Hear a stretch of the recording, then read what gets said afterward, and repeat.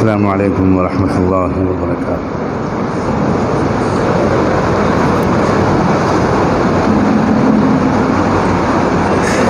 الحمد للہ وکفی وسلام علی عباده الذین اصطفى، اما بعد اعوذ باللہ من الشیطان الرجیم، بسم اللہ الرحمن الرحیم۔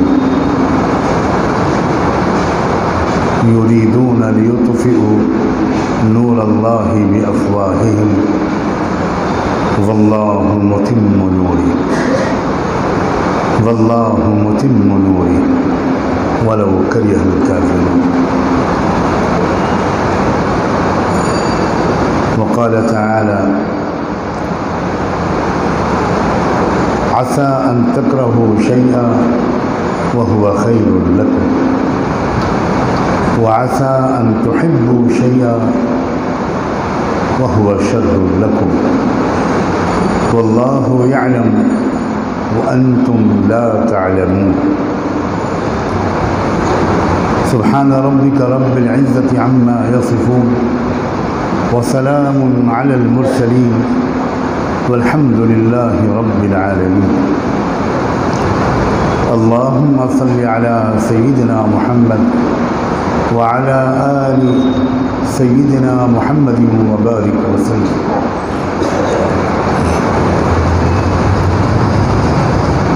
گرامی قدر حضرات علماء کرام، میرے نوجوان ساتھیوں، کسی بھی مقام پر سب سے اہم مجلس علماء کی ہوتی ہے۔ آپ سب دعا سے مدد کریں کہ اللہ تعالیٰ صحیح نیت کے ساتھ وہ بات مجھے کہنے کی توفیق دے دے جو آپ کے شایان شان بھی ہو اور اس سے بہت سے سوالوں کے جواب آپ کو ملیں، کیونکہ آج کل کے حالات کے ذریعے سے اللہ نے ان کے ذہنوں میں بھی سوالات پیدا کر دیے ہیں جن کے ذہنوں میں پہلے کوئی خاص سوالات اور بے چینی نہیں پیدا ہوتی۔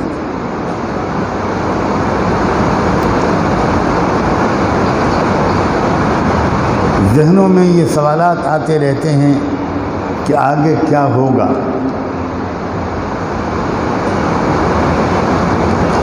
ہمیں کیا کرنا چاہیے۔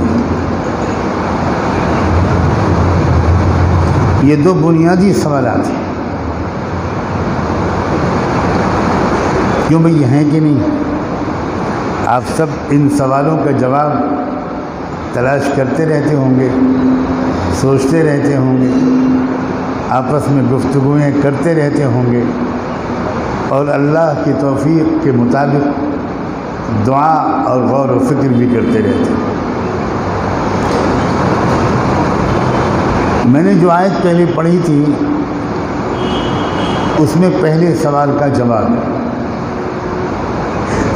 یریدون لیطفئوا نور اللہ بافواہہم، یہ تو حالات حاضرہ کا خلاصہ ہے۔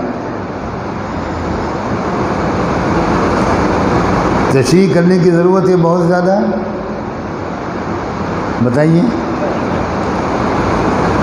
عوام کے سامنے جس طرح ہندی کی چندی کرنی پڑتی ہے، کیا علماء کے سامنے بھی کرنی پڑے گی؟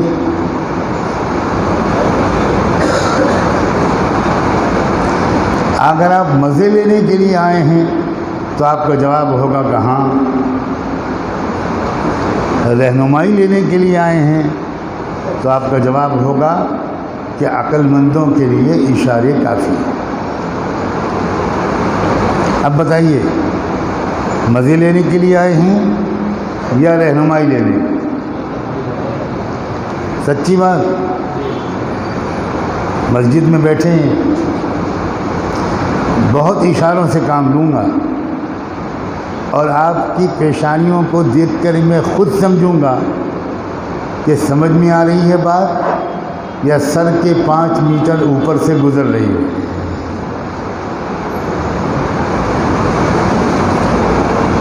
موجودہ حالات کیا ہیں، کچھ لوگوں کے منصوبے کیا ہیں، کچھ لوگوں کے ارادے کیا ہیں۔ یریدون لیطفئوا نور اللہ بافواہ، کسی تفصیل کی ضرورت نہیں۔ بلا شبہ یہی ان کے ارادے ہیں۔ انہیں 2-4 لوگوں کو مارنا صرف نہیں ہے، انہیں 200-400 کو صرف جیل میں ڈالنا نہیں ہے، انہیں اللہ کے نور کو بجھا دینا ہے۔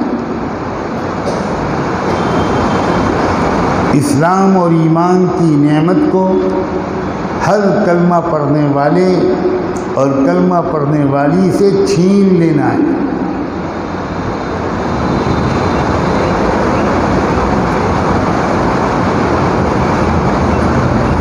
یہ تو ان کا منصوبہ ہے۔ اللہ کا کیا منصوبہ ہے اسی آیت میں بیان کر دیا گیا۔ اور مختصر گفتگو کا سلیقہ کوئی قرآن سے سیکھتا، کوئی رسول اللہ سے سیکھتا تو لمبے بیانوں کا فیشن ہمارے یہاں عام نہ ہوتا، اور بنگال اور آسام کے لمبے بیان وما ادراک ما لمبے بیان۔ اگر فجر سے پہلے بیان ختم ہو گیا تو مقرر صاحب کو کرایہ نہیں ملے، اور رات بھر کی قوالی سے کیا فائدہ ہوا وہ آپ لوگ جانیں۔ کس کو تقویٰ ملا، کس کو علم ملا، کس کو حوصلہ ملا، کس کو بصیرت ملی؟ ہاں، پان والوں کی بکری بہت ہو گئی۔ آپ یہ نہ سمجھیے گا کہ میری بنگال میں آمد کم ہے تو میں بنگالیوں کی عادتوں سے ناواقف ہوں۔ مجھے تو ان جبڑوں کی طاقت پر رشک آتا ہے جو 24 گھنٹے میں 19 گھنٹے پان چباتے رہتے۔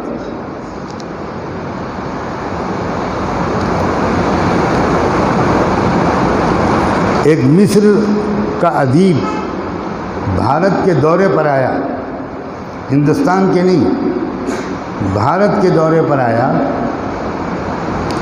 ممبئی ہوائی اڈے پر اترا، ٹیکسی میں بیٹھا۔ یہ سچا واقعہ ہے۔ ٹیکسی ڈرائیور نے شیشہ کھول کر پان کی پیک 2 گلاس باہر پھینکی تو مصری ادیب نے ڈرائیور سے کہا کہ روکنا ذرا واپس ایئرپورٹ لے چلو۔ انہوں نے کہا صاحب کیوں؟ انہوں نے کہا کہ عورتوں کی بیماری یہاں کے مردوں میں بھی ہے، میں بھائی اس بیماری کو جھیل نہیں پاؤں گا، اس لیے مجھے واپس جانا ہے۔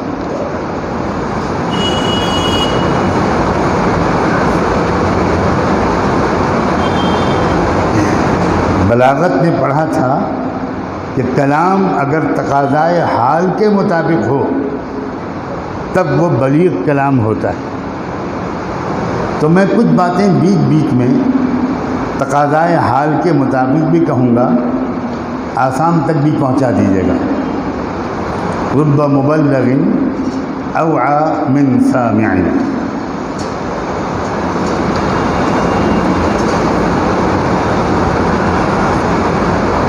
اللہ نے ان کا منصوبہ بیان کیا 4 لفظوں میں، یریدون لیطفئوا نور اللہ بافواہہم۔ اپنا منصوبہ بیان کیا واللہ متم نورہ۔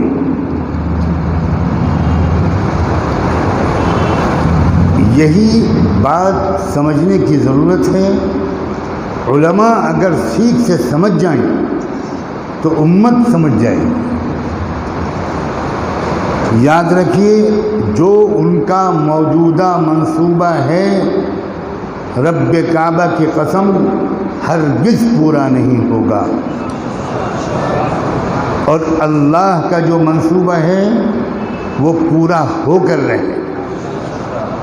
وَمَكَرُوا وَمَكَرَ اللَّهُ وَاللَّهُ خَيْرُ الْمَاكِرِينَ۔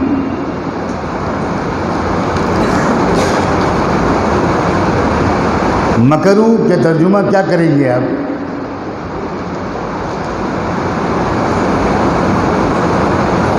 بتائیے۔ ماشاء اللہ ماشاء اللہ۔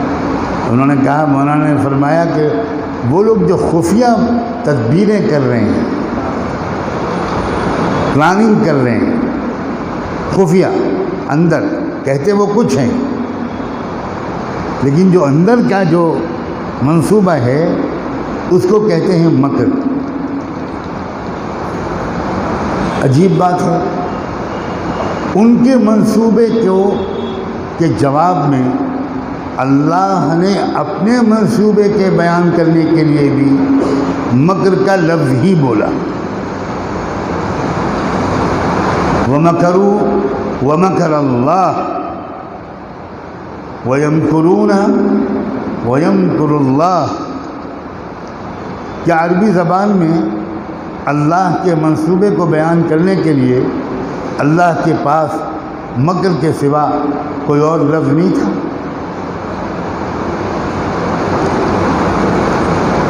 عام طور سے ہمارے علماء اس آیت کا ترجمہ کرتے ہوئے گھبرا جاتے ہیں، اس لیے کہ یہ نہیں سمجھ میں آتا کہ مکاری کا اور مکر کا کو نسبت دوسروں کی طرف کریں، یہ تو سمجھ میں آتا ہے، لیکن اسی عمل کی نسبت اللہ کی طرف کریں، اس میں تو بڑی بے ادبی معلوم ہوتی ہے۔ آپ یقیناً جانتے ہوں گے کہ عربی زبان انگریزی اور دیگر مغربی زبانوں کی طرح غریب اور فقیر زبان نہیں۔ مغربی زبانیں زکوٰۃ کی مستحق ہیں اور عربی زبان صاحب نصاب۔ میں تھوڑی بہت انگریزی بھی جانتا ہوں، تو میں کبھی کبھی ان کو زکوٰۃ دینے کی کوشش کرتا ہوں۔ انگریزی میں کسی بات کو ظاہر کرنے کے لیے ایک دو لفظ ہوتے ہیں، اس سے زیادہ نہیں ہوتے، اور عربی کا جو عجیب حال ہے کہ صرف ہنسنے کے لیے 150 الفاظ ہیں، صرف غم رنج و غم اس کو بیان کرنے کے لیے عربی زبان میں 180 الفاظ ہیں۔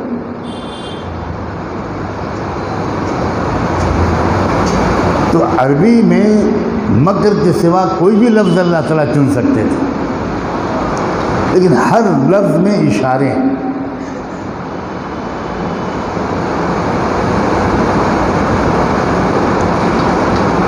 ان حالات اور سازشوں کے مقابلے کے لیے ہمیں کیا کرنا چاہیے؟ یہی تو سوال ہے نا۔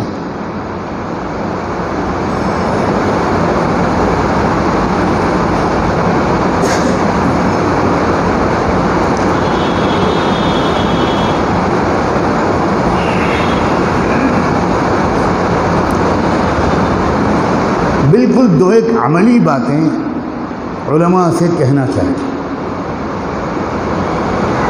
کوئی لمبی چوڑی تقریر کی ضرورت ہی نہیں، بلکہ میرا تجربہ تو یہ ہے کہ لمبی چوڑی تقریر کا نقصان اس کے فائدے سے بہت زیادہ ہوتا ہے۔ مزہ تو آتا ہے، لیکن عملی طور پر کوئی خاص متعین بات سمجھ میں نہیں آتی۔ آپ اگر کسی بیماری کا علاج دریافت کرنے کے لیے کسی حکیم ڈاکٹر کے پاس جائیں اور وہ کہے کہ الحمدللہ نحمدہ ونستعینہ ونؤمن بہ ونتوکل علیہ، اور پھر وہ لمبا بیان شروع کرے بجائے نسخہ لکھنے کے تو چپل چھوڑ کے آپ بھاگیں گے کہ میرے تو صرف کھانسی کی تکلیف تھی، ڈاکٹر صاحب کا تو دماغ ہی ٹھیک نہیں۔ اور ہمارا حال یہ ہے کہ ہمیں لمبی تقریریں پسند ہیں، اس لیے کہ ہم عمل کے لیے کچھ نہیں سنتے، ہم معلومات کے لیے یا کانوں کی عیاشی کے لیے سنتے ہیں۔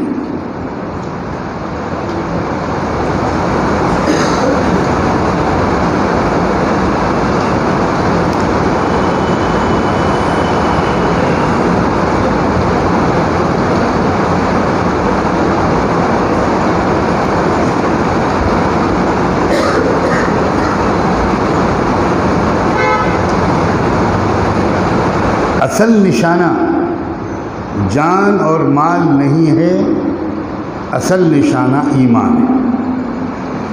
پہلی بات یہ نوٹ کر لیں، اچھا ہوتا کہ آپ لکھنے کے عادی ہوتے۔ اصل نشانہ جان اور مال نہیں ہے، اصل نشانہ ایمان ہے۔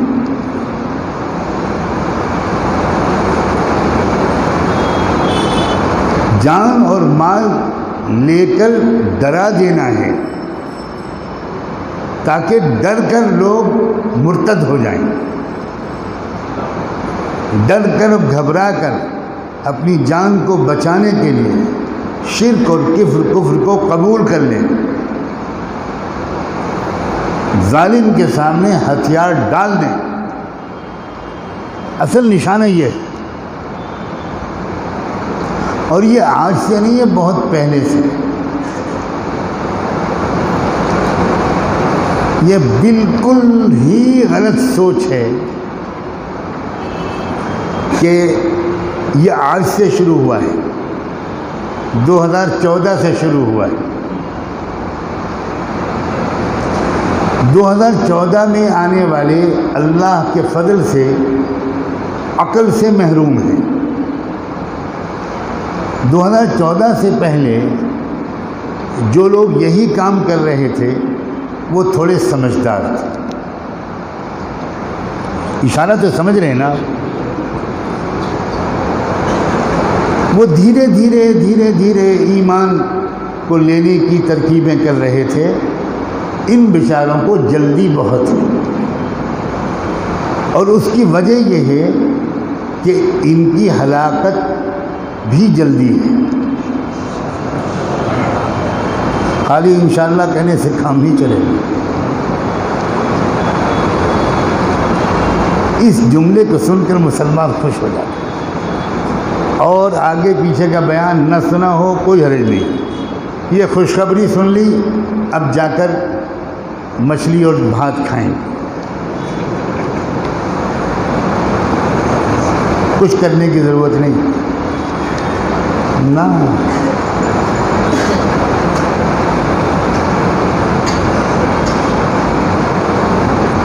اشاروں کو سمجھو، جتنا ان کا ظلم بڑھ رہا ہے، ملک کے اندر ان کی اصلی پہچان بھی عام ہو رہی ہے کہ نہیں؟ جنہوں نے ان کو سر پر بٹھایا تھا، جنہوں نے ان کو ووٹ اور نوٹ دونوں دیے تھے، اب وہ کان پکڑ کے اٹھا بیٹھی کر رہے ہیں، پچھتا رہے ہیں۔ کسان پچھتا رہا ہے، مزدور پچھتا رہا ہے، شیڈولڈ کاسٹ کے لوگ پچھتا رہے ہیں، قبائلی لوگ پچھتا رہے ہیں، ٹرائبل لوگ پچھتا رہے ہیں، سکھ پچھتا رہے ہیں، بدھسٹ پچھتا رہے ہیں۔ اب بتاؤ ظلم کے بڑھنے سے فائدہ ہو رہا ہے یا نقصان؟ کہتے ہوئے ڈر لگ رہا ہے کہ فائدہ ہو۔ میں آگے بڑھوں گا ہی نہیں جب تک آپ کا جواب نہیں سنا۔ اسی کو میں نے کہا تھا عسیٰ ان تکرہوا شیئا وہو خیر لکم، اسی لیے یہ آیت پڑھی تھی۔ ہو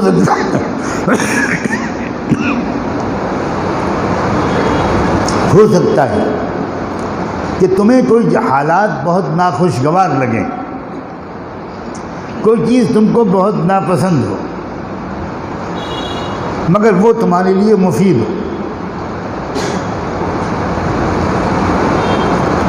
اور ہو سکتا ہے کہ تم کو کوئی چیز بہت پسند ہو مگر وہ تمہارے لیے نقصان دہ ہو،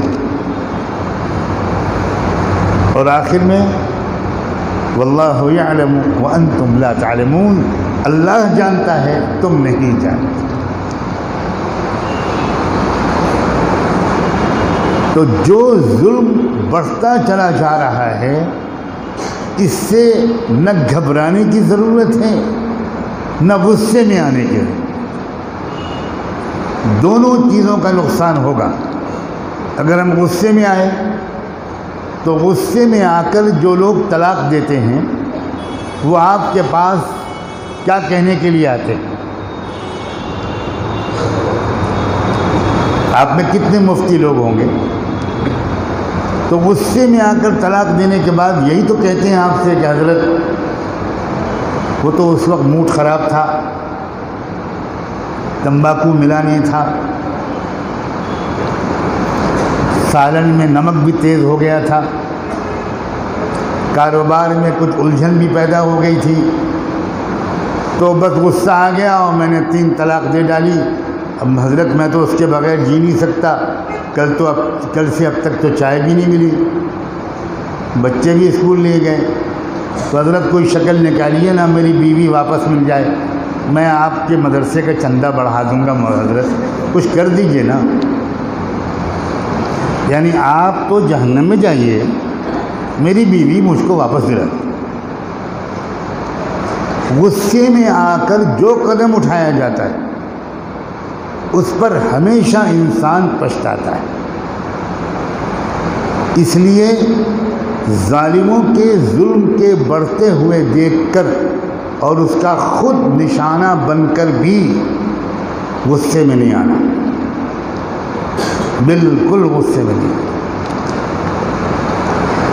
یہ کہہ دینا آسان ہے، غصے میں آپ کب نہیں آئیں گے؟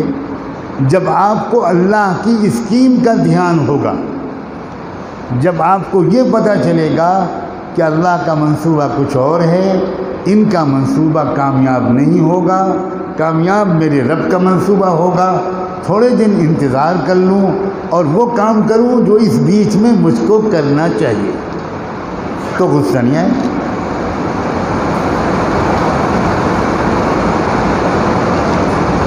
تو غصے میں بھی نہیں آنا، اور ڈرنا اور مایوس ہونا اور گھبرانا بھی بالکل نہیں۔ شہریت چھین لی جائے گی اور دیش سے نکال دیے جائیں گے۔ آپ کے یہاں بڑے بھاشڑ ہوتے ہیں ماشاءاللہ، وہ ایک صاحب ہیں دلی میں، اللہ جانے جب عقل اور عدل بٹ رہا تھا تو کیا کر رہے تھے وہ محترم، وہ ہر کچھ دن کے بعد آپ کے یہاں آتے ہیں اور آپ کے یہاں آ کر ان کو شہریت کا قانون بہت یاد آتا ہے، اس لیے کہ آپ کا کچھ معاملہ بھی ایسا ہی ہے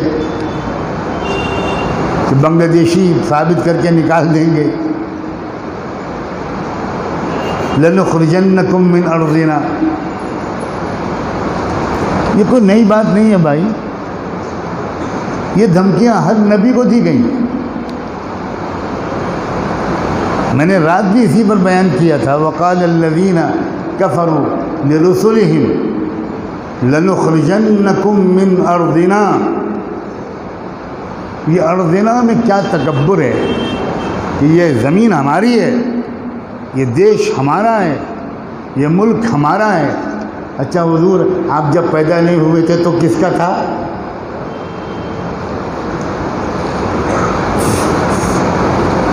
آپ کے ابا کا تھا؟ لیکن غرور، گھمنڈ، تکبر، یاد رکھو جب کوئی حاکم غرور اور گھمنڈ میں مبتلا ہوتا ہے تو یہ اس کے زوال کی خاص علامت ہے، بالکل سمجھ لو۔ کفر زوال کی علامت نہیں ہوتا، ظلم اور تکبر زوال کی علامت ہے۔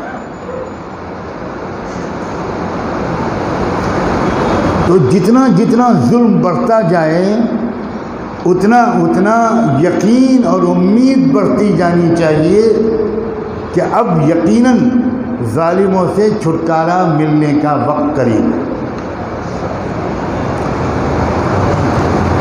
جب کسان کو یہ اندازہ ہوتا ہے کہ اب بارش کا وقت قریب ہے تو کسان گھر بیٹھا رہتا ہے۔ اس کے گھر میں چاہے شادی ہو چاہے غمی، وہ اپنا ہل بیل ٹریکٹر لے کر کھیت میں چلا جاتا ہے۔ اسی طرح جب علماء کو اور سمجھداروں کو یہ محسوس ہونے لگتا ہے کہ اب ظلم کے خاتمے کا وقت قریب ہے اور انصاف اور امن کے قیام کا وقت قریب ہے، تو ایسے علماء، ایسے عقلاء گھر نہیں بیٹھتے، وہ انتظار نہیں کرتے، وہ تماشا نہیں دیکھتے، وہ محنت شروع کر دیتے ہیں جو محنت انہیں موسم کے بدلنے کے آثار دیکھ کر کرنی چاہیے۔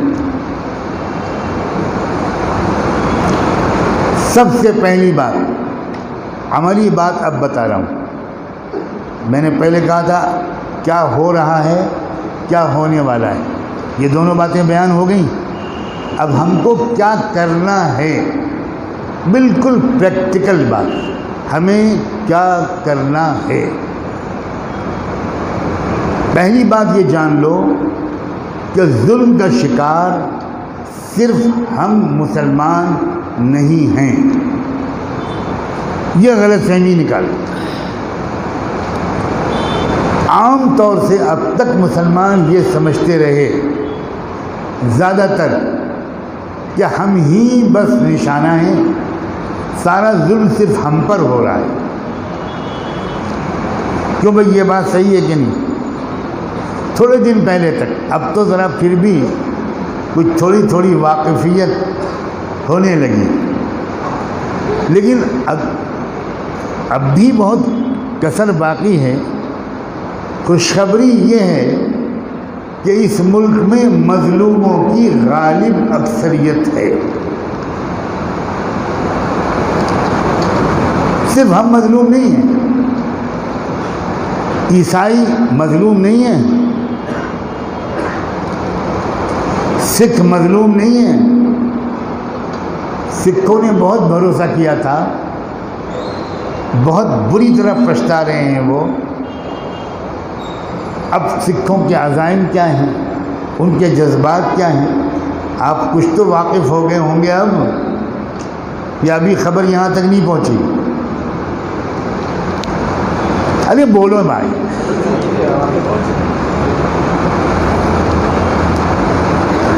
وہ خبر پہنچنے میں لطیفہ سن لو۔ ایک انگریز ٹورسٹ لکھنؤ پہنچا 10 محرم کے دن، زوردار ماتم ہو رہا تھا، حسن حسین حسن حسین، لوگ سینہ پیٹ رہے تھے، خون نکل رہا تھا۔ تو اس انگریز ٹورسٹ گھبرا گیا کہ یہ ہو کیا رہا ہے، دوسروں کو مارتے ہوئے تو سنا تھا مگر اپنے کو مارتے ہوئے تو پہلی بار دیکھا۔ تو اس نے کہا کہ یہ ہو کیا رہا ہے؟ تو اس کے گائیڈ ترجمان نے کہا کہ سر، امام حسین کی شہادت کا غم منایا جا رہا ہے۔ تو اس انگریز نے کہا اچھا، تو وہ خبر یہاں آج پہنچی؟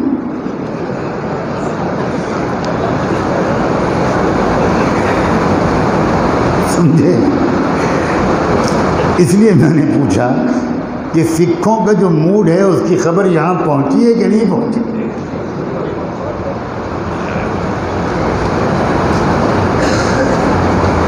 بڑے جوش میں، جنون میں آ کر بہت سی غیر مسلم برادریوں نے جوش میں آ کر 2014 میں ووٹ دیا، اور جگہ ملک کے اندر اسٹیٹ کے الیکشنوں میں ووٹ دیا۔ اب اکثر میرا تھوڑا بہت رابطہ سب سے ہے۔ سب لوگ بری طرح پچھتا رہے ہیں اور ان کو احساس ہو رہا ہے کہ ہم بری طرح دھوکہ کھا گئے۔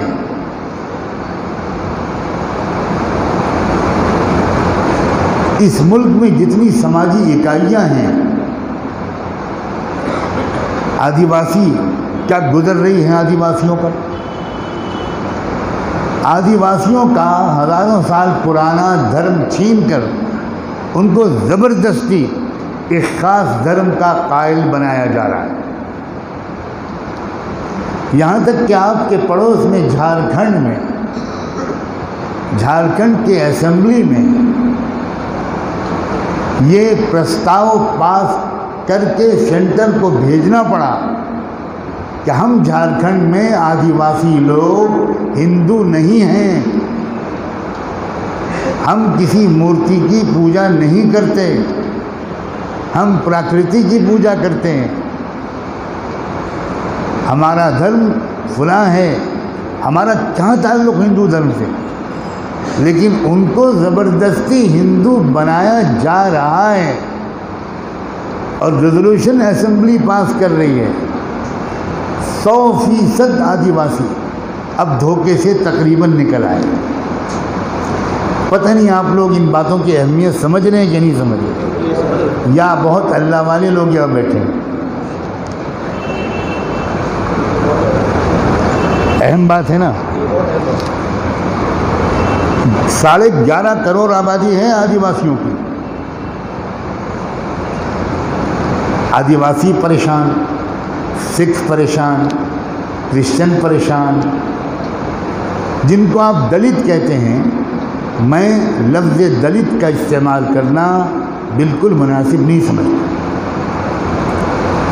قرآن نے ہم کو یہ ادب اور تہذیب سکھائی ہے کہ جو انسان یا جو قوم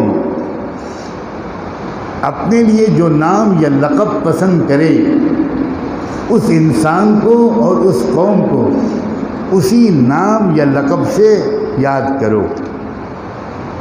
ہمارے ملک کے دستور میں جن کو آپ دلت کہتے ہیں ان کو کہا گیا ہے شیڈول کاسٹ۔ اس لیے اچھا اور بہتر یہ ہے کہ ہم اپنے ان بھائیوں اور بہنوں کو بھی شیڈول کاسٹ کے نام سے یاد کریں، دلت نہ کہیں۔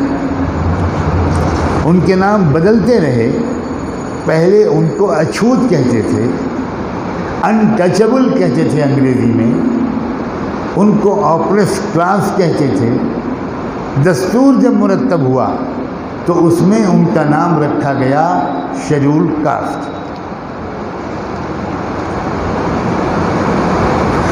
آپ کے بنگال سے لگی ہوئی 7 شمال مشرق کی جو ریاستیں، میزورم، ناگالینڈ، تریپورہ، آسام، ان ریاستوں میں رہنے والے لوگوں کو قبائلی اور ٹرائبل کہا جاتا ہے۔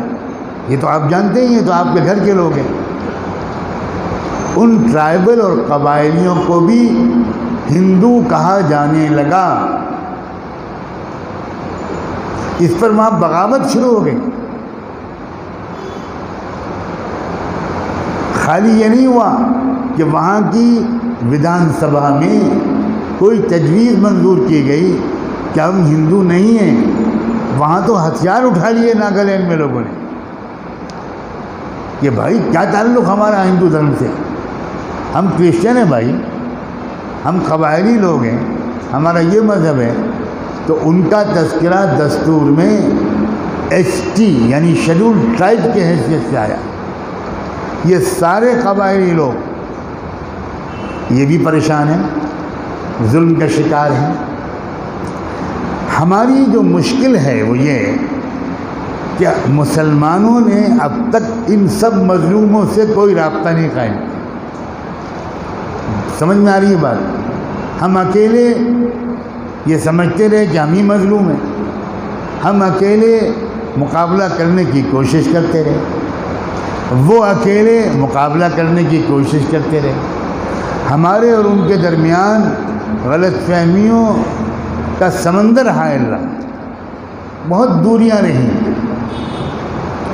اللہ نے اپنے اس کمزور، عاجز اور فقیر بندے کو اس بات کی 15-20 سال پہلے سے یہ توفیق دی کہ ایک ایک کر کے ان سب مذہبی یا سماجی اور تہذیبی اکائیوں کے قائدین سے میں نے رابطہ قائم کرنا شروع کیا۔ یہ اللہ کی توفیق تھی۔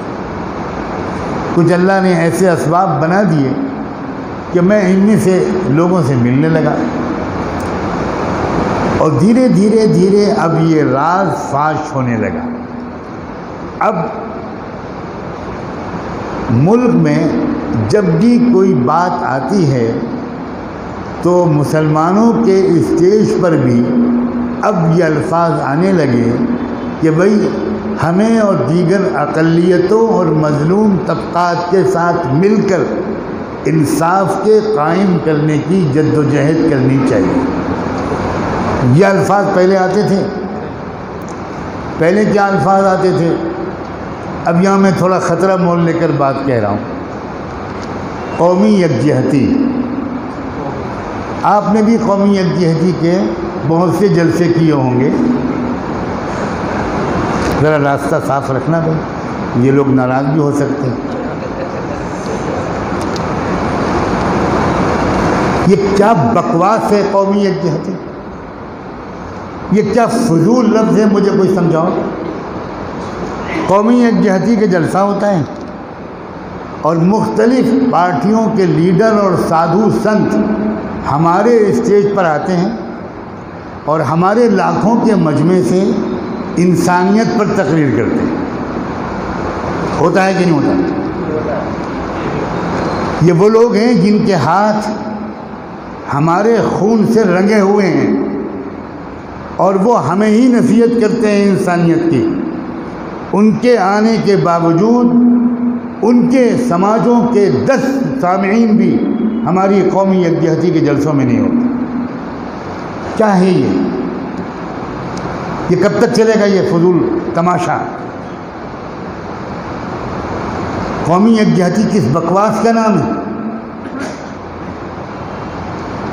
کیا حضور اکرم صلی اللہ علیہ وآلہ وسلم نے قومی یکجہتی کی کوشش کی تھی کہ آؤ ابو جہل، آؤ ابو سفیان، آؤ خالد بن ولید، سب آؤ، قاتلوں، سفاکوں، جلادوں، سب آؤ میرے ساتھ بیٹھو اور آؤ قومی یکجہتی پر بھاشن کریں؟ میں صاف صاف کہنا چاہتا ہوں، اگر آپ مخلص ہیں، اگر آپ سمجھدار ہیں تو ان تماشوں کا بائیکاٹ کرنا آپ کا فرض ہے۔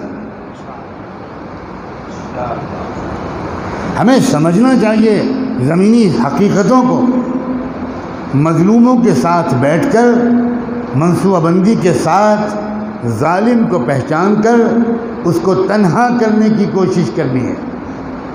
میں بہت اہم لفظ بول رہا ہوں، تنہا کرنا۔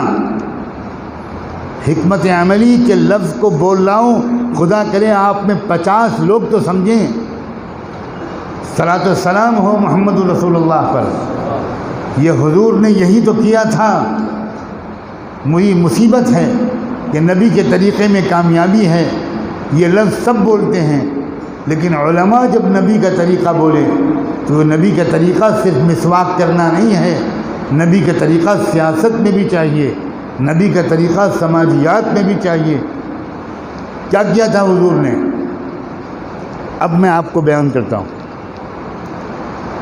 مدینہ منورہ جب تک آپ مکے میں رہے اللہ کے رسول، دوسرے قبیلوں کے لوگوں سے آپ کوئی رابطہ قائم نہیں کر سکتے تھے، پھر بھی آپ نے کوشش کی اور آپ طائف گئے۔ طائف اس لیے گئے آپ کہ جس قبیلے قریش کی مکے میں حکومت تھی، اسی قبیلے قریش کی حکومت طائف میں تھی،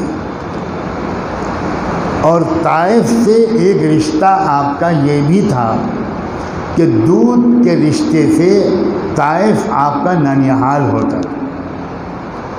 حضرت حلیمہ سعدیہ جن کا دودھ آپ نے بچپن میں پیا تھا وہ طائف کی رہنے والی تھی. اس رشتے سے طائف کے لوگ آپ کے ماموں، آپ کے خالو، آپ کے نانا یہ لگتے تھے. تو آپ یہ سوچ کر طائف گئے کہ مکے میں میرا ددیال ہے، ددیال والوں نے مجھے بدترین ظلم کا شکار بنا رکھا ہے. عام طور سے نانیہال والے زیادہ پیار کرتے ہیں، اسی لیے چھٹیوں میں ہر بچہ کہاں جانا چاہتا ہے؟ بتاؤ بھائی. آپ کے دادا ابا یہاں نہیں سن رہے ہیں، مت ڈرو. ہر بچہ یہی کہتا ہے کہ نانی امی کے پاس جائیں گے، ماموں کے پاس جائیں گے. یہ فطرت ہے.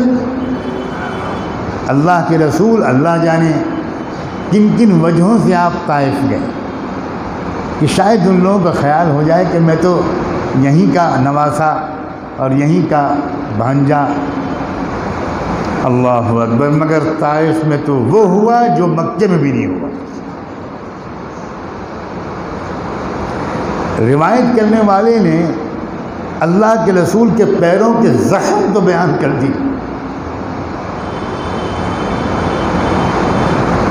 لیکن جو زخم آپ کے حساس دل پر لگے تھے اسے کس نے دیکھا؟ ہاں، اسے اللہ نے دیکھا. اور اللہ نے اس زخم کو بھرنے کے لیے کیا کیا؟ طائف کے سفر کے فوراً بعد اللہ نے اپنے محبوب کو سفر معراج پر اپنے پاس بلایا، گویا یہ پیغام دینے کے لیے کہ محمد، زمین والوں کے برتاؤ کی وجہ سے ہمت مت ہارنا، دل مت چھوٹا کرو، آؤ میرے پاس اور دیکھو کہ آسمان والے اور آسمان والوں کی نظر میں تمہارا مقام کیا ہے.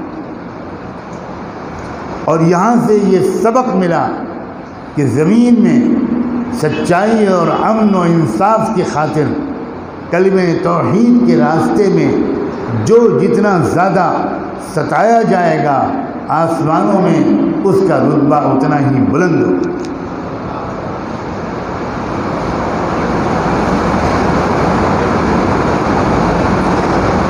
لیکن جیسے ہی آپ مدینہ منورہ پہنچے تو مدینے میں آپ کو تھوڑی آزاد فضا ملی. تو آپ نے کیا کیا؟ اب دیکھو، یہ غور کرنا، ہمیں کیا کرنا چاہیے میں اس کا جواب دے رہا ہوں. آپ نے مدینہ پہنچتے ہی مدینے کے اندر جتنے سماجوں کے لوگ موجود تھے ان کے لیڈروں کو بلایا. یہودیوں کے 5 قبیلے تھے، 5 کے لیڈروں کو بلایا. قبیلے اوس کے لیڈروں کو بلایا، یہ عرب مشرق قبیلہ تھا. قبیلے خزرج، یہ بھی عرب مشرق قبیلہ تھا، اس کے لیڈروں کو بھی بلایا. مہاجرین اور انصار کے نمائندے تو تھے ہی، اور آپ خود بیٹھے. اس میٹنگ میں کیا کیا آپ نے؟ کیا سب کو اسلام کی دعوت دی؟ بہت اہم بات ہے. میری بات پر بھروسہ نہ کرنا، سیرت کی کتابوں میں کھنگالو، تلاش کرو کہ سارے لیڈر جمع ہیں. دنیا کی تاریخ کا سب سے بڑا داعی ہے سب صدر مجلس، اور آپ ان سے بات کیا کر رہے ہیں؟ جو آپ نے ان سے بات کی اس کا خلاصہ اپنی زبان میں سنا رہا ہوں.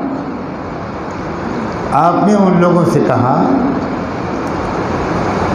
کہ محسوس یہ ہوتا ہے کہ میرے رب نے میرے لیے اب مدینے میں قیام کرنا قسمت میں لکھ دیا ہے. آپ نے فرمایا کہ میں نے آپ لوگوں کو اس لیے بلایا ہے کہ ہم لوگ آپس میں کوئی ایسا سمجھوتا کر لیں، کوئی ایسا فارمولہ طے کر لیں کہ جس کی بنیاد پر ہم مدینے میں آپس میں مل جل کر رہیں اپنے اپنے مذہب پر عمل کرتے ہوئے. سمجھ لیں آپ، سیرت ابن ہشام پڑھے، سیرت حلبیہ پڑھے، البدایہ والنہایہ پڑھے، تاریخ ابن کثیر پڑھیں، واقعے کی تفصیلات ملیں گی آپ.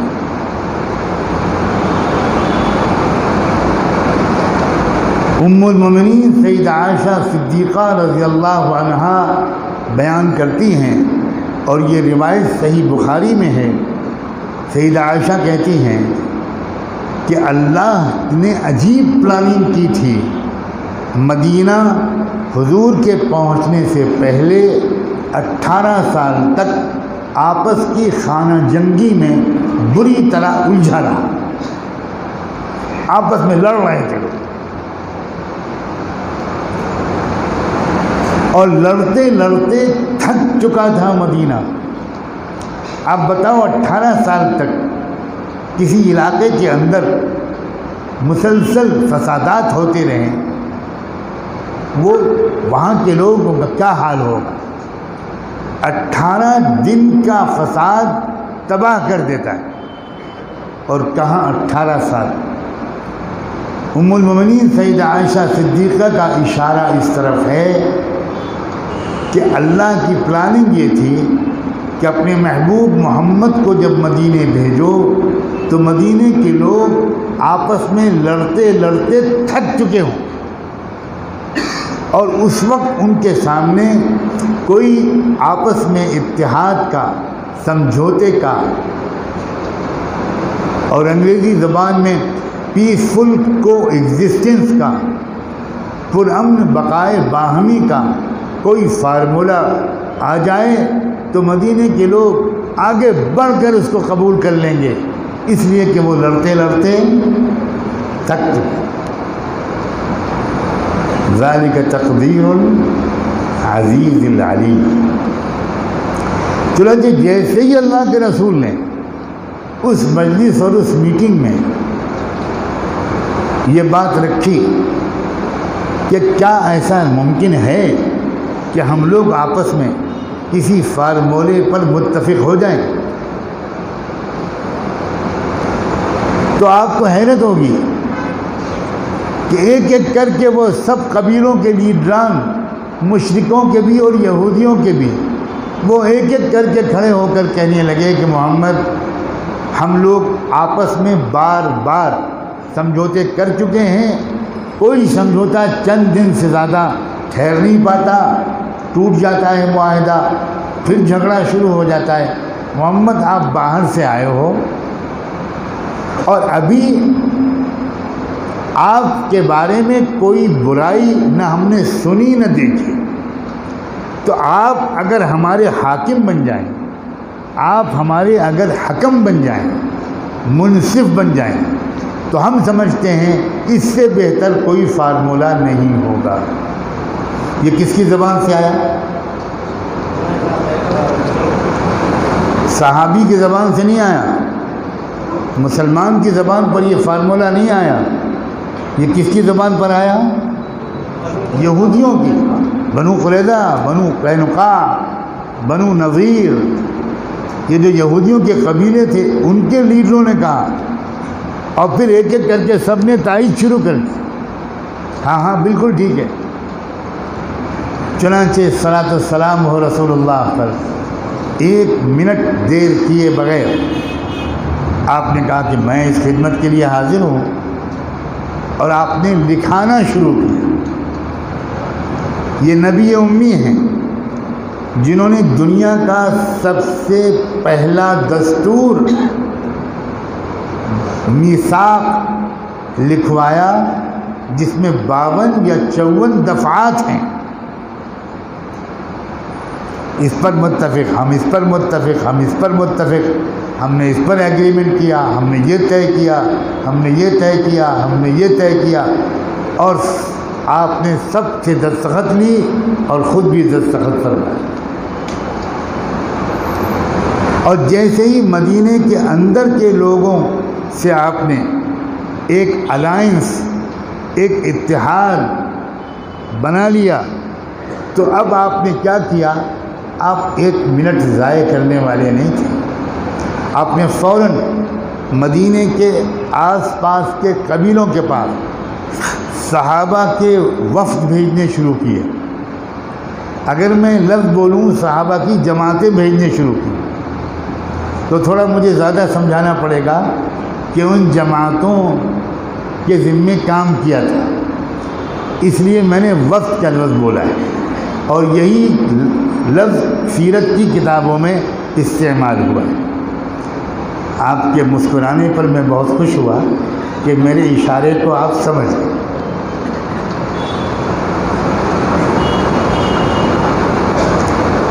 یہ صحابہ کے وفود جو جاتے تھے ان قبیلوں سے یہ کہتے تھے کہ دیکھو مدینے میں یہ اتحاد قائم ہے، مدینہ ایک الگ ریاست بن گئی، مکہ ایک ریاست اور مدینہ ایک ریاست۔ اب ہم یہ اپنی طرف سے آفر کرتے ہیں کہ آپ مدینے کی ریاست کے ساتھ جڑ جاؤ اور ہمارے اس وفاق، اس فیڈریشن، اس الائنس، اس اتحاد کا حصہ بن جاؤ۔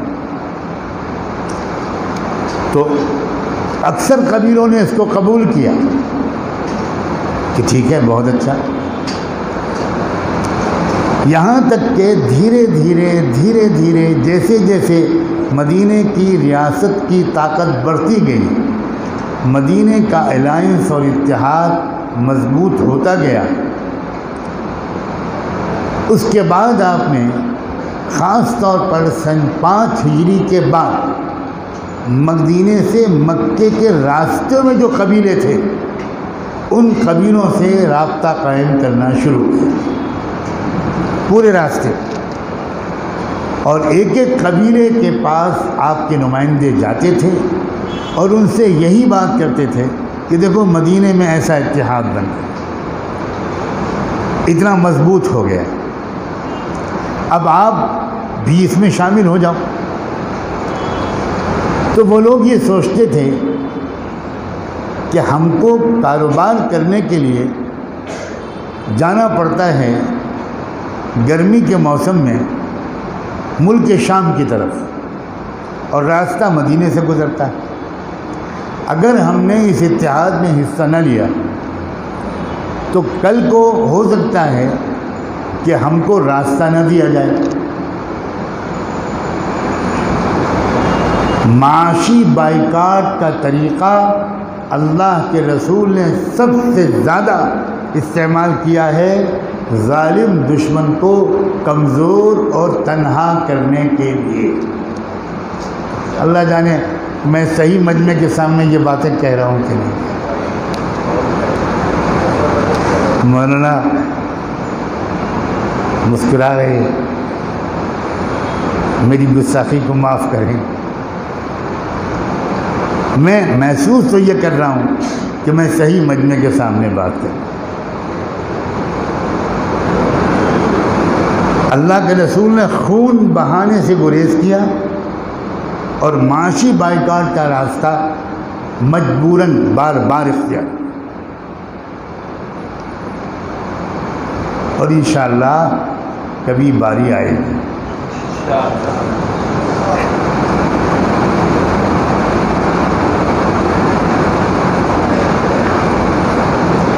یہاں تک کہ جب مدینے سے مکے تک کے تمام قبیلے اللہ کے رسول کے اتحاد میں شامل ہو گئے اور اس سماجی اتحاد سے نکل کر اس سماجی اتحاد میں آ گئے، اس سیاسی اتحاد سے نکل کر اس سیاسی اتحاد میں آ گئے۔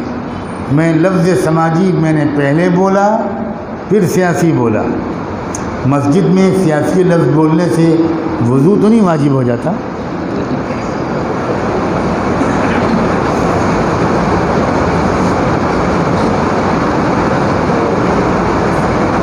لیکن سیاسی اتحاد سے پہلے سماجی اتحاد قائم کرنا ضروری ہوتا ہے۔ کبھی یہ تجربہ کامیاب نہیں ہو سکتا کہ آپ سماجی اتحاد قائم کیے بغیر سیاسی اتحاد قائم کریں۔ اللہ کرے مغربی بنگال کے لوگ اس بات کو جلدی سمجھ جائیں، آپ کے یہاں اسی مہینے میں کچھ ہونے والا ہے۔ آپ سیاسی اتحاد قائم کر چکے، نتیجہ زیرو، اس لیے کہ سماجی اتحاد کے بغیر سیاسی اتحاد یک طرفہ محبت ہوتی، اور یک طرفہ محبت کا انجام ابھی حال میں آپ نے ایک ویڈیو میں دیکھا ہے۔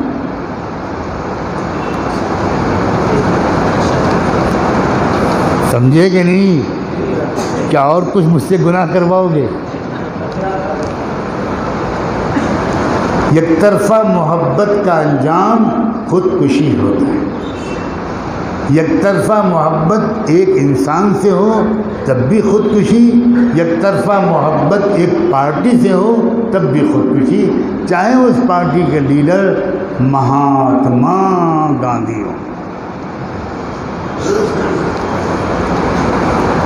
یک طرفہ محبت سے کام نہیں چلے گا۔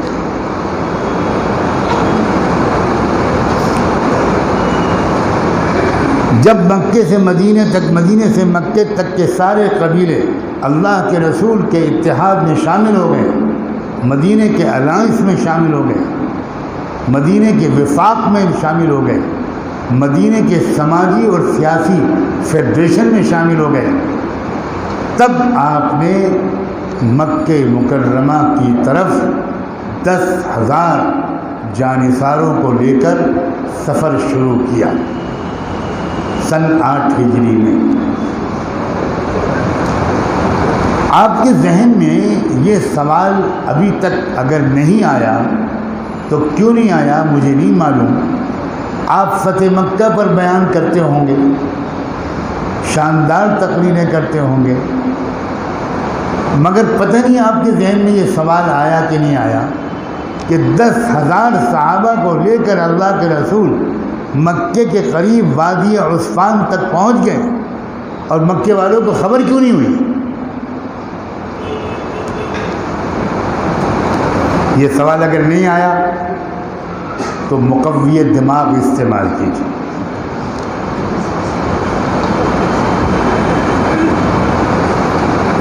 یہ معمولی واقعہ ہے۔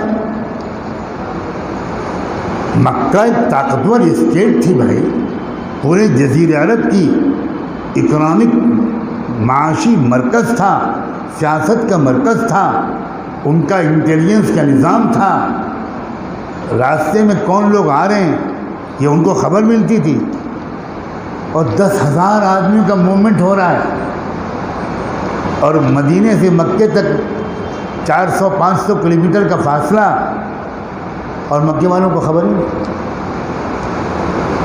وادی عصفان آپ بار بار آپ نے دیکھی ہوگی، جب آپ مکے سے مدینے جاتے ہیں، آج کل طریق الہجرتین وادی عصفان سے گزرتا ہے، بالکل مکے سے لگی ہوئی وادی ہے، خبر ہی نہیں۔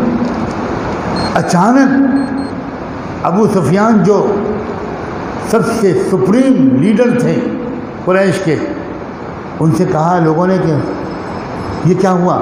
10,000 ساتھیوں کے ساتھ محمد مکے کے قریب پہنچ گئے۔ اب میں بتاتا ہوں خبر کیوں نہیں ہوئی۔ خبر اس لیے نہیں ہوئی کہ مکے تک کے راستے کے سارے قبیلوں سے جو معاہدہ ہوتا تھا اس کی ایک شرط یہ ہوتی تھی کہ تمہارے راز ہم فاش نہیں کریں گے، ہمارے راز تم فاش نہیں کریں۔ اور عرب کے لوگ مشرک ہونے کے باوجود منافق اور وعدہ خلاف نہیں ہوتے تھے۔ یہ قوموں کی خصوصیات ہے، اس کا زیادہ دینداری سے تعلق نہیں ہے۔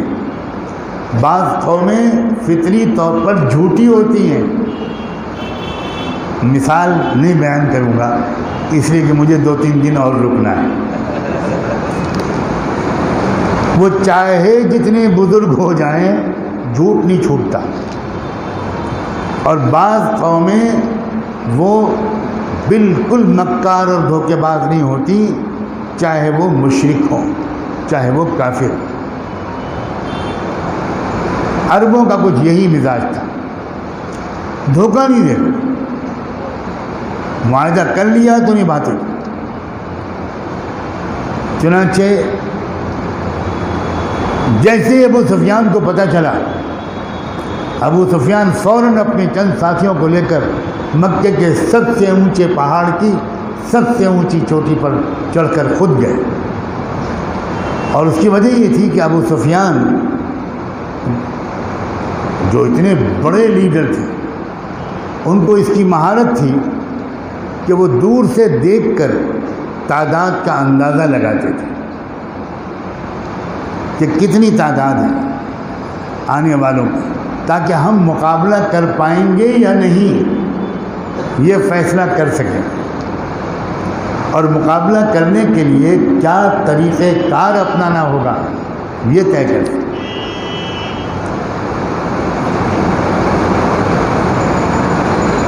اور یہ کام ابو سفیان رات کے وقت میں کرتے تھے تاکہ اندھیرے میں ابو سفیان کو کوئی دیکھ نہ پائے، اور رات میں تعداد کا اندازہ وہ کرتے تھے کہ جو آنے والا مجمع ہے وہ کتنے چولہے اس کے جل رہے ہیں۔ اور اللہ کے رسول کا دستور تھا کہ وہ ہر 10 ساتھیوں کی ایک جماعت، ایک گروپ بنا دیتے تھے اور کہتے تھے تم لوگ اپنا ایک چولہا جلاؤ، تو رات میں روشنی بھی رہے گی، دشمن کا کوئی آدمی چپکے سے گھس نہیں پائے گا، دودھ گرم کرنا ہو یا گوشت کھانا پکانا ہو وہ سب بھی کام ہوگا۔ تو آپ رات میں صحابہ کرام کو چولہا جلانے کی ہدایت کرتے تھے، اور 10 آدمی مل کر ایک چولہا۔ اب ابو سفیان نے اوپر سے چولہوں کی گنتی کا اندازہ لگایا۔ حضور نے اچانک یہ فیصلہ فرمایا کہ آج 10 آدمی مل کر ایک چولہا نہیں جلائیں گے، آج تم میں سے ہر آدمی ایک چولہا الگ جلائے۔ ابو سفیان نے گنتی کی، اندازہ لگایا کہ 10,000 چولہے جل رہے ہیں، تو 10,000 کو 10 سے ضرب دیا کہ بھائی اس کا مطلب یہ ہوا کہ یہ تو 1,00,000 آدمی ہیں۔ ابو سفیان نے اسی وقت فیصلہ کر لیا مقابلہ نہیں کر سکتے، ہتھیار ڈال دیا۔ اے علماء، رسول اللہ صلی اللہ علیہ وسلم کی شخصیت کو ہم نے 10% بھی نہیں پہچانا۔ عوام اور علماء دونوں کے فہم اور علم میں اگر کوئی فرق نہیں ہوگا تو امت کو کیسے رہنمائی کریں گے؟ جیسے ہی ابو سفیان اترے، ابو سفیان کے پاس لوگ آ گئے، کیا حکم ہے؟ انہوں نے کہا کہ مقابلہ کرنے کی کوئی سوال ہی نہیں پیدا، ہمیں مقابلہ نہیں کرنا، اب ہم نے شکست تسلیم کر لی۔ حضور صلی اللہ علیہ وسلم نے کس طرح اپنے بندے ادھر ادھر پھیلا رکھے تھے یہ معلوم کرنے کے لیے کہ ابو سفیان نے کیا فیصلہ کیا، ہم کو بھی تو باخبر رہنا چاہیے۔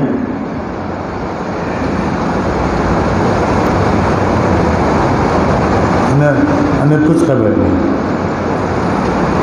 حضور نے اپنے بندے لگا رکھے تھے، ابو سفیان کے فیصلے کی خبر حضور کو ہوئی کہ اس نے طے کر لیا کہ مقابلہ نہیں، تو آپ نے 2 حکم جاری کیے۔ ایک صحابی، نوجوان صحابی کو جھنڈا دیا اور کہا کہ جھنڈے لے کر گھوڑوں پر سوار ہو کر، اونٹوں پر سوار ہو کر مکے میں داخل۔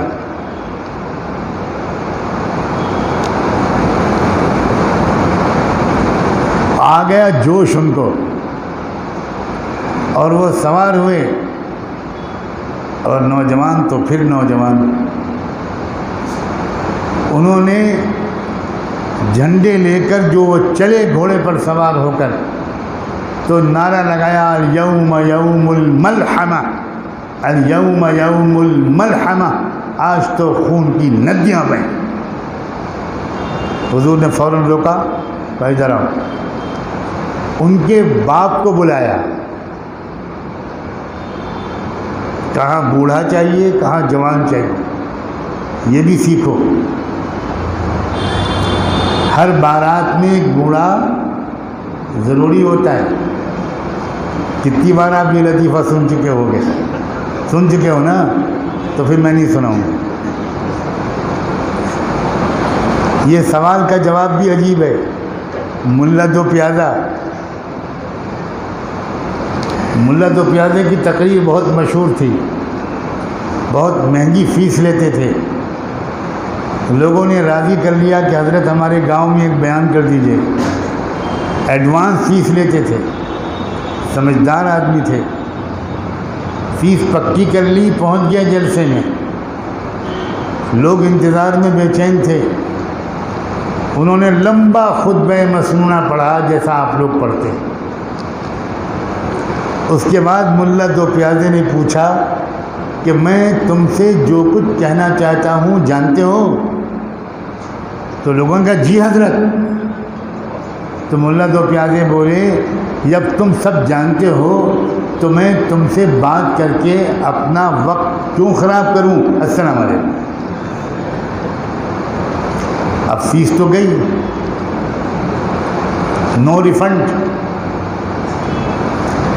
لیکن گاؤں والے بھی ماشاءاللہ کلکتے کے آس پاس کے تھے، انہوں نے طے کر لیا تقریر تو کروانی ہے۔ دوبارہ گئے ربیع الاول میں، محرم میں، اور مہنگی فیس دے کر آنے کا وعدہ لے لیا۔ جلسہ تیار، سامعین منتظر، ملا دو پیازے تشریف لائے، لمبا خطبہ مسنونہ پڑھا، پھر پوچھا کہ جو تم سے میں کہنا چاہتا ہوں جانتے ہو؟ تو لوگ پہلے بھگت چکے تھے، تو لوگوں نے کہا نہیں کچھ نہیں جانتے۔ کہنے لگے لا حول ولا قوت الا باللہ، جب کچھ جانتے ہی نہیں تو میں ایسے جاہلوں سے کیا بات کروں؟ السلام علیکم۔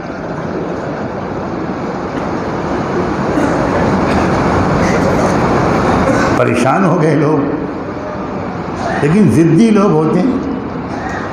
انہوں نے کہا تقریر تو کروا کے رہے۔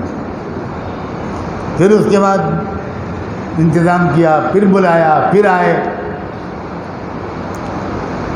پھر لمبا خطبہ مسنونہ، پھر پوچھا جانتے ہوں تم سے کیا کہنا چاہتا ہوں؟ تو آدھے لوگوں نے کہا جی حضرت، آدھے لوگوں نے کہا نہیں۔ کہنے لگے بہت اچھا، جو جانتے ہیں وہ ان کو بتا دیں جو نہیں جانتے۔ السلام علیکم۔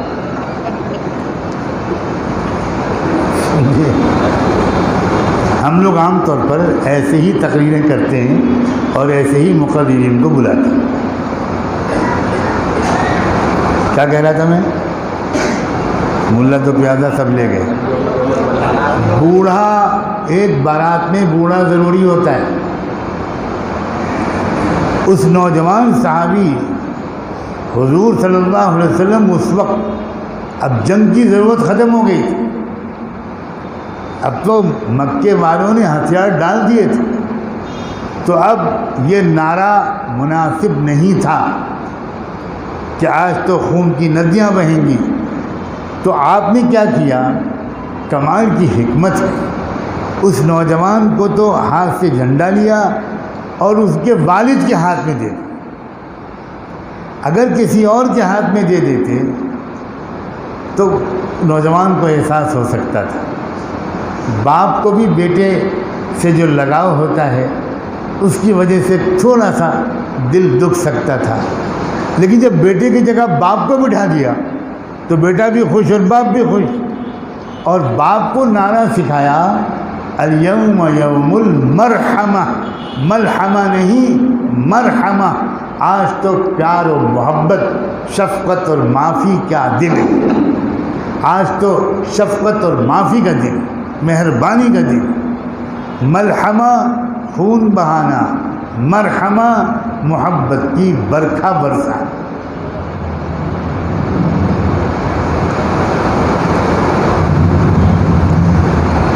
تو یہ سماجی اتحاد اس کا فائدہ یہ ہوا کہ خون کا ایک قطرہ بہے بغیر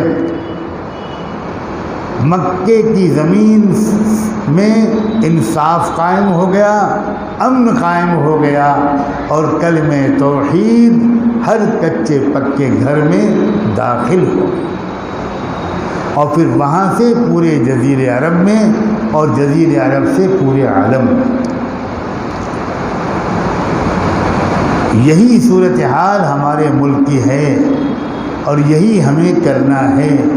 ہمیں سماجی اتحاد قائم ہے، اور سماجی اتحاد کے لیے موجودہ زمانے میں جتنی فضا سازگار ہے اتنی پہلے نہیں تھی۔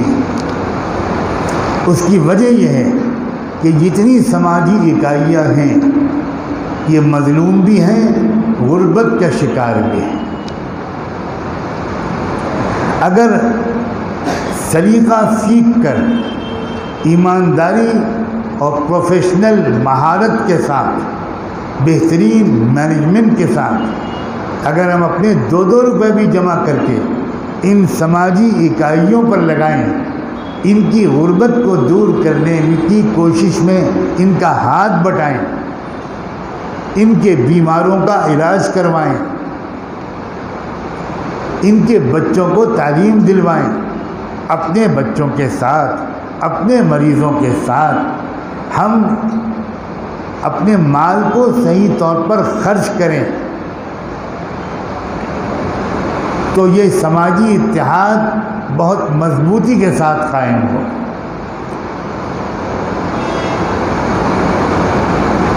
کسان بینکوں سے لیا ہوا ادھار واپس نہیں کر پا رہا، پورے ملک کے کسانوں کا یہی حال ہے۔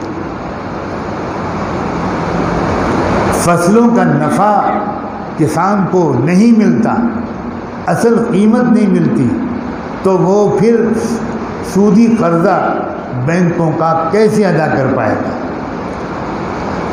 علماء آپ سے یہ بات میں عملی کر رہا ہوں، اور اگر آپ نے عملی طور پر سیکھ کر کام شروع نہ کیا تو آپ کا انجام اللہ کے ہاتھ میں ہوگا۔ میں نے آپ تک اپنی بات پہنچا دی۔ علماء اگر یہ کریں، ائمہ مساجد کریں کہ پہلے ہمارے یہاں کچھ دن کے لیے آ جائیں، انشاءاللہ ہم تجربوں کی روشنی میں سکھائیں گے کہ آپ اپنے علاقے کے عام مسلمانوں کو کیسے ترغیب دیں، کیسے ان کی صلاحیتوں اور ان کی آمدنیوں کو جمع کر کے اپنے محلے اور گاؤں میں ان سماجی اکائیوں کے غریبوں کی مدد کرنا شروع کریں۔ دھیرے دھیرے دھیرے دھیرے دھیرے دھیرے یہ اتحاد قائم ہوگا، مضبوط ہوگا۔ آپ کو آدیواسی ملیں گے کروڑوں کی تعداد میں، آپ کو قبائلی ملیں گے کروڑوں کی تعداد میں، اور مغربی بنگال کے بہت سے علاقوں کی غربت دیکھی نہیں جاتی۔ کلکتہ الگ چیز ہے اور بنگال الگ چیز۔ اب مجھے اس پر اپنی بات کو ختم کرنی ہے، مجھے کچھ اور بھی کہنا تھا، لیکن میں پھر کہتا ہوں میں لمبی بات نہیں، ایک ہی موضوع پر بات کروں گا۔ کیا ہو رہا ہے یہ میں بیان کر چکا، ان کے ارادے کیا ہیں یہ بھی بیان کر چکا، ان کے ارادے کامیاب نہیں ہوں گے یہ بھی میں یقین کے ساتھ کہہ چکا۔ ہم کو کیا کرنا ہے وہ میں نے تفصیل سے بیان کیا۔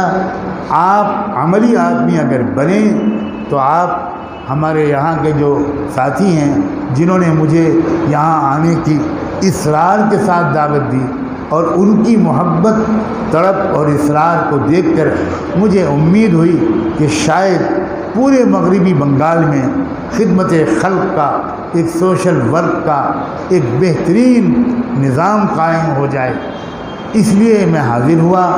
آپ ان حضرات سے رابطہ رکھیں، یہ مجھ سے رابطہ رکھیں گے، اور باری باری 15-20 کی تعداد میں آپ لوگ آتے رہیں، کام کو سیکھتے رہیں۔ صرف 2 ہفتے کا سفر آنا جانا ملا کر انشاءاللہ کافی ہوگا۔ آپ وہ سیکھیں گے، اس کے مطابق یہاں انشاءاللہ آپ ان کاموں کو انجام دیں گے۔ تو دھیرے دھیرے چند سال کے اندر مغربی بنگال میں ایک مضبوط سماجی اتحاد بنے.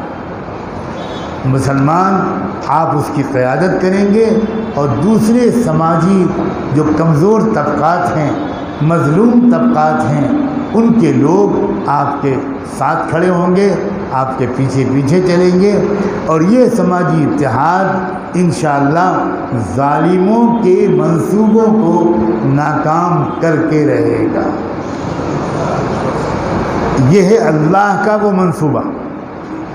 وَمَكَرَ اللَّهُ، اگلے چند سال جو ظلم کے سال ہیں اس میں پریشان نہ ہوئیے گا، سمجھداری کے ساتھ اپنی قرآن و سنت کی روشنی میں قیادت کرنے والوں کی بات سن کر اور سمجھ کر آپ اس پر عمل کیجیے گا تو مستقبل انشاءاللہ آپ کا ہو.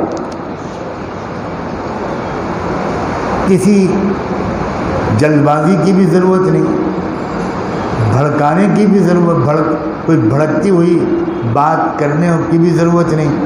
ہمیں جو ملک کا نقشہ ہے اس کو سمجھنے کی ضرورت ہے. مظلوموں کی اکثریت ہے، ظالم اقلیت میں. یہ مظلوم اکٹھا ہوں گے تو بڑی طاقت بنے گی، اور مظلوموں کو اکٹھا کرنے کے لیے ہمیں خاموشی کے ساتھ زمینی سطح پر غریبوں کی، کسانوں کی، مزدوروں کی مدد کرنی ہے، خدمت کرنی ہے. انشاءاللہ اس طریقے سے بڑی سازشیں انشاءاللہ ایک خون کا قطرہ بہائے بغیر ناکام ہوں گی.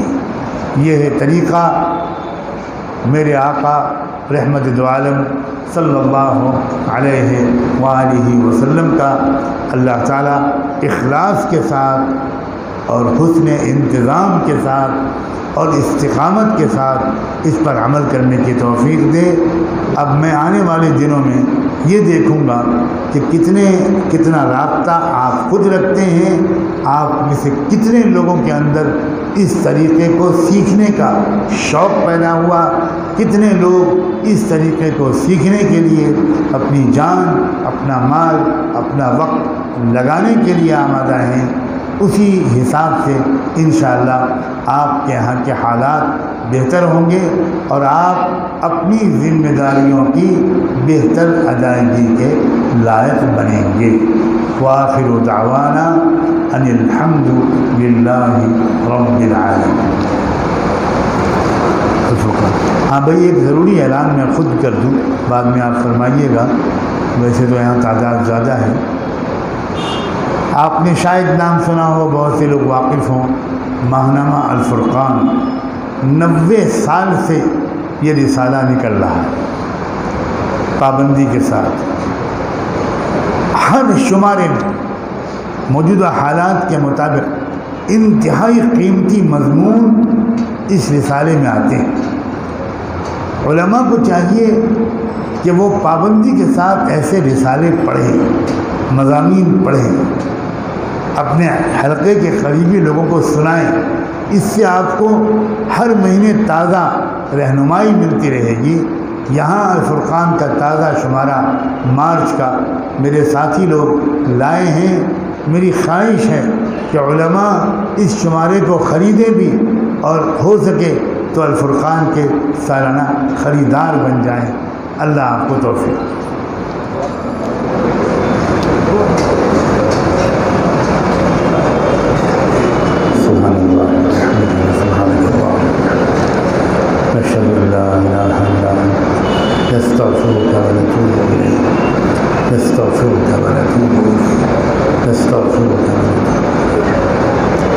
اللهم صل على سيدنا محمد وعلى آل سيدنا محمد وبارك وسلم. ربنا ظلمنا أنفسنا وإن لم تغفر لنا وترحمنا لنكونن من الخاسرين فلا تجعلنا من الخاسرين. اللهم أحسن عاقبتنا في الأمور كلها وأجرنا من خزي الدنيا وعذاب الآخرة. اللہ ہم آپ کے بندے آپ کے حضور میں حاضر ہیں۔ بار الہ ہماری غلطیوں کوتاہیوں کو معاف فرما، ہماری خطاؤں سے درگزر فرما۔ اللہ ہماری علم میں اور سمجھ میں گہرائی پیدا فرما۔ اے اللہ ہمیں حوصلہ عطا فرما، اللہ ہم کو ہمت عطا فرما۔ اللہ گھبرا جانے، مایوس ہو جانے یا غصے میں آ جانے سے ہم سب کی حفاظت فرما۔ اے اللہ اخلاص اور استقامت کے ساتھ اور حسن انتظام کے ساتھ اللہ ہم کو اپنی ذمہ داریوں کی ادائیگی کی توفیق عطا فرما۔ اے رب کریم، آپ کے یہ بندے اتنی بڑی تعداد میں یہاں جمع ہیں، یقیناً ان میں سے کوئی ایسا ضرور ہوگا جو آپ کو پسند ہوگا، جس کی نماز، جس کے رکوع سجدے، اللہ جس کا ایمان و یقین، جس کے اخلاق و عادات آپ کی پسند کے مطابق ہوں گے۔ اللہ اپنے ایسے ہی بندے یا بندوں کی آمین کے طفیل ہم سب کی دعاؤں کو قبول فرما۔ اللہ ہمیں اپنا بنا دیجیے، اللہ ہمیں اپنے دشمنوں کے حوالے مت کیجیے، اللہ ہمیں اپنا بنا لیجیے، اللہ ہم کو ایمان، تقوی، ہمت اور حوصلہ عطا فرما۔ اے رب کریم، اے اللہ ہم خالی ہاتھ ہیں، مسکین و فقیر ہیں، جھولی پھیلائے ہوئے آئے ہیں، ہماری جھولیاں بھر دیجیے، دنیا کی بلائی بھی عطا کر دیجیے، آخرت کی بلائی بھی عطا کر دیجیے، اور اپنے غصے اور اپنی پکڑ سے ہم سب کی حفاظت فرما۔ اللہ جو مانگا ہے وہ بھی عطا فرما دیجیے، جو نہیں مانگ سکے اللہ وہ بھی عطا فرما دیجیے۔ اللہ آپ کے جن بندوں نے ان مجلسوں کے انعقاد کی محنت کی، دوڑ دھوپ کی، انتظام کیا، اللہ ان سب کو اپنا قرب عطا فرما، اپنی ولایت کا نور عطا فرما، اپنے خزانے کا سب سے قیمتی تحفہ ان کو عطا فرما۔ اے رب کریم، اے اللہ حاضرین مجلس اور ان کے سب گھر والوں، ان کی بیویوں، ان کے بچوں، ان کے والدین، ان سب کے متعلقین، تمام خاندان والوں، دور اور قریب کے رشتہ داروں اور محبت کرنے والوں، سب کو اللہ آج معاف کر دیجیے، سب کو اپنا بنا لیجیے، سب کو اللہ سب کی زندگی بہتر بنا دیجیے، اور ہماری زندگی کا سب سے اچھا دن وہ ہو جو دن ہماری زندگی کا آخری دن ہو۔ اللہ اس دن کو ہمارے لیے اللہ عید کا دن بنا دیجیے، آپ سے ملاقات ہو تو آپ راضی ہوں، آپ کے محبوب کا دیدار ہو تو مسکراتے ہوئے وہ ہمیں قدم بوسی کی اجازت دے دیں۔ اللہ آپ نے ہم کو اس زمانے میں پیدا کیا کہ ہم آپ کے محبوب کا دیدار نہ کر سکے۔ سنا ہے قیامت کے دن آپ اپنے بہت سے بندوں کو اندھا کھڑا کریں گے۔ اللہ اگر آپ نے ہم کو اس دن اندھا کھڑا کر دیا تو ہم اس دن بھی آپ کے محبوب کا دیدار نہ کر پائیں گے۔ اللہ اس دوہری محرومی سے ہم سب کو بچائے رکھیے۔ اللہ ہمیں اپنے دامن سے لگائے رکھنا، اپنے دامن سے لگائے رکھنا، اپنے قدموں سے لگائے رکھنا۔ ربنا آتنا فی الدنیا حسنہ وفی الآخرۃ حسنہ وقنا عذاب النار، وصلی اللہ تعالی علی خیر خلقہ سیدنا محمد وعلی آلہ وصحبہ اجمعین برحمتک یا ارحم الراحمین۔